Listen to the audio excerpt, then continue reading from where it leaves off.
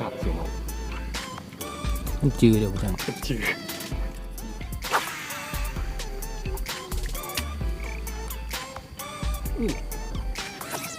โอ้ยเรียบร้อยแล้วเรียบร้อยแล้ว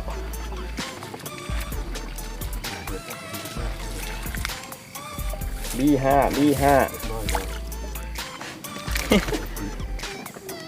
กบตัวใหม่นะกบตัวใหม่ B5 ทะลุกระโหลกเลยสีดำตัวนี้ตัวเอามาเทสโอเคฝากติดตามผลงานหน่อยเด้อสุดยอดกบยางบักตลอดนิว B5 น้อยใหญ่เข้าเต็ม B5 กบตัวใหม่กำลังอยู่ในขั้นตอนปรับปรุงมื้อนี้เอามาเทสตี 2-3 ไม้พอดีเห็นผลเลยสุดยอด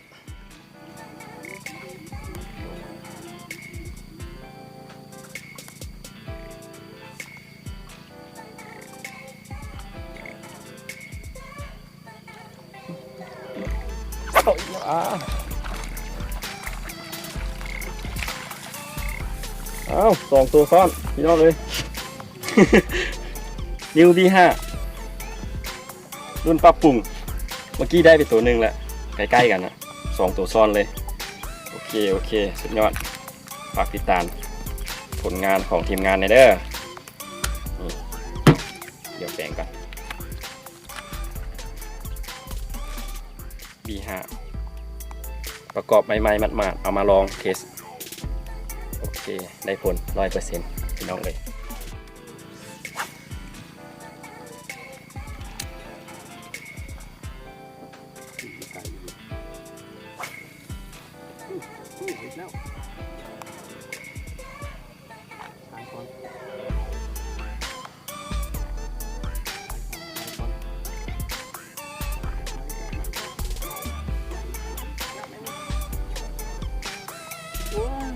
ง่ายเลยเหรอวะ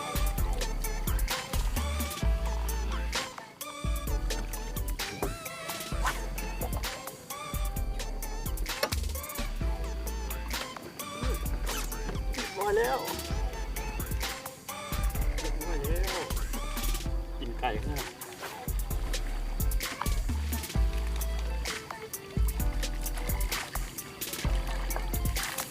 สู้บ่ทันหอดสับ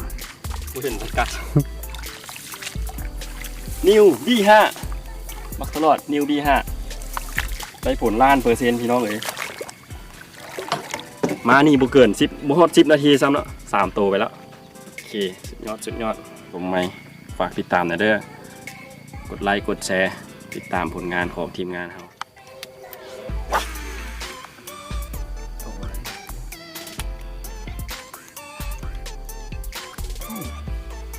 มาตู่ป้า